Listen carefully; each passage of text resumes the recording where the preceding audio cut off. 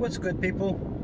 Next up in the queue, we've got The Way of the Superior Man by Deida. Sorry, David, if I screwed up your last name. Not a linguist. Good book. National bestseller. A lot of people thought this was a good book.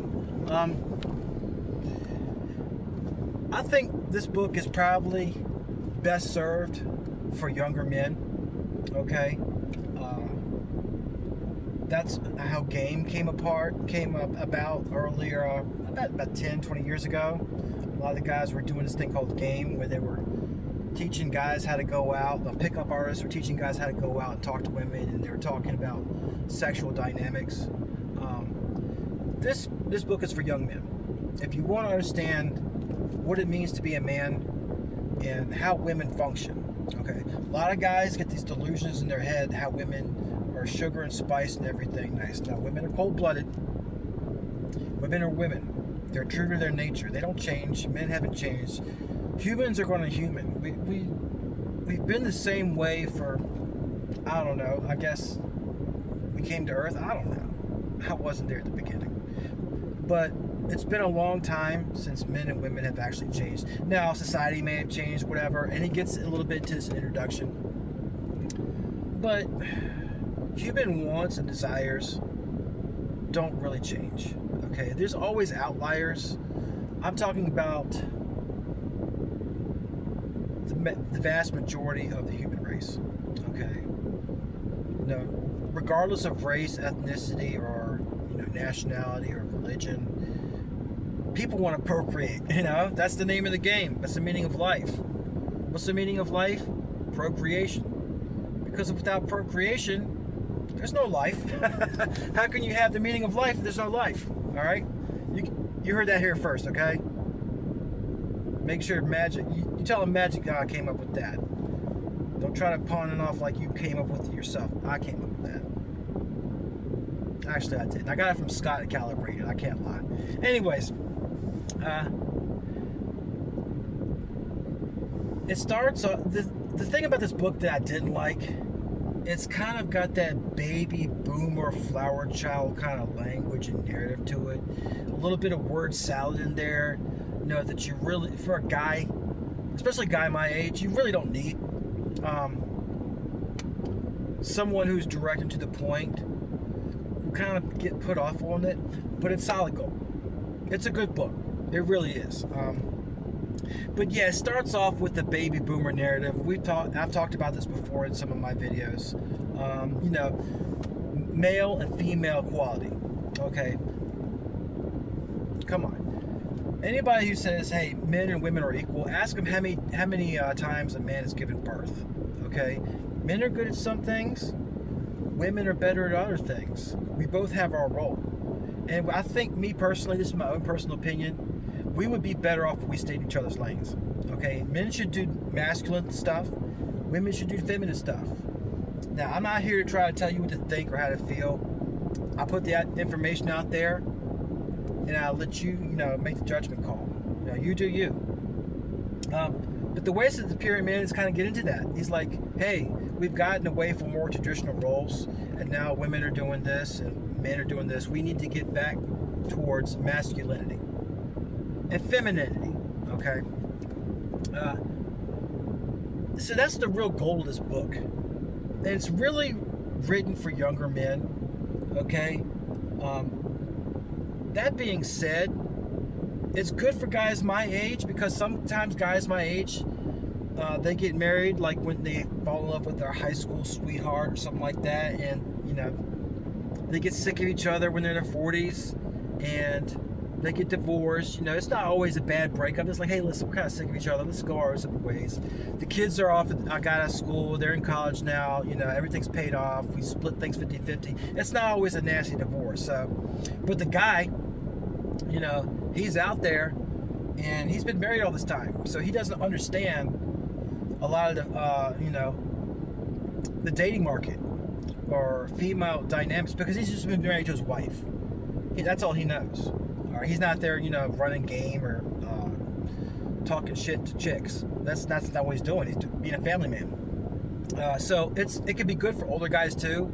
And for guys like me who've been bachelors for a while, had a steady girlfriend, have been out there, it's good to refresh yourself with some of the stuff in here. One of the really good things that was good for me and always rings true, and I read it in here. Now it was a really big part of the gaming community back in the day, 10, 20 years ago, is that a man should always put his purpose first, not a woman, okay? You're never going to find fulfillment in a woman. You're going to find a fulfillment in your purpose, whatever that may be. It might be golf, it might be a career, it might be a career in golf. You might be the next Tiger Woods, all right? I'm just saying, it's usually a profession. It could be a hobby that is a profession. It could be philosophy, it could be mathematics, it could be poetry. It's up to you. That's your preference. But you should never put the female first. You should never put a woman on a pedestal, all right? Because then you're a simp, all right? And nobody likes a simp. Women don't like simps. They like to use them and abuse them, but this is not what this is about. It's some good stuff in here. It's male, female, masculine, femininity points of view. And guys don't always understand the female point of view because we're wired different. Men run on testosterone and women run on estrogen, okay? So we think and we feel differently. So this is the book I thought I was going to get when I picked up, The Female Brain by Luann Brinzadine, okay? The thing was, that book, Female Brain, was written from a female perspective. Some good stuff in there, but as a guy, you can't really relate. And I would say that most women who read this book are not going to be able to relate. They might see some truth into it, and like I did in The Female Brain, but they're not going to be able to relate to this book. Even with the flowery baby boomer freaking language in here, it got on my nerves, for real. But and a lot of women will read this book and say, "Oh, this guy's sexist. Men are fucking pigs." Okay? No, we're just wired differently. This is who we are. Okay? I kind of knew this stuff, but it's a good refresher. So if you're a guy like me, you're a confirmed bachelor, you got a girlfriend, or maybe you wait a little while to get married, it's good stuff. I would read this book. It's a quick read. I read it in one day. I'm taking it back to the library now. You can pick up a copy on Amazon. Like I said, it's a nationwide bestseller. And even though it's got kind of like flowery, new age kind of lingo in there, it even says it in the introduction. It's open-minded, but not so much that your brain falls out in the concrete. And the guy himself, Deida, I think he's Canadian, but he looks to me and sounds to me like an older Gen Xer. I'm a younger Gen Xer, so a lot of Gen X pushed back against the baby boomer narrative, the narrative that got pushed on us from our parents, the baby boomers. If you're a younger person, like a millennial or a zoomer, wherever the hell they call themselves, Gen X was not born after the GIs came back home from World War II, all right? Learn how to learn how to use a calculator. You got a phone. I know you got a phone. You got a calculator on the phone. Learn how. The generation is like 20 years or so, okay?